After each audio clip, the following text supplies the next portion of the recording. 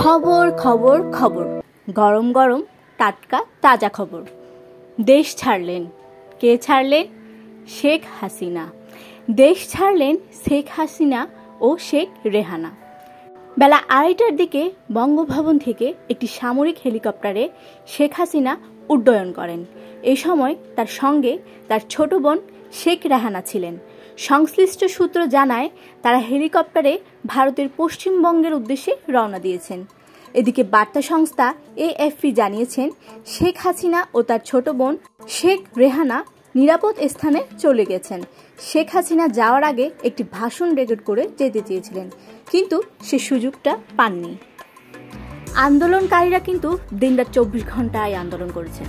সুবহানাল্লাহ, এই এনার্জি আল্লাহ সুবহানাহু ওয়া তাআলা আপনাদের ভিতরে কিন্তু ঢেলে দিয়েছিলেন। তিনিই কিন্তু আপনাদের ভিতরে এই এনার্জি এবং জাতিকে জাগিয়ে তুলেছেন। সেই মহান স্রষ্টাই কিন্তু আজকে আমাদের এই জাতিকে বিজয়ী করেছেন।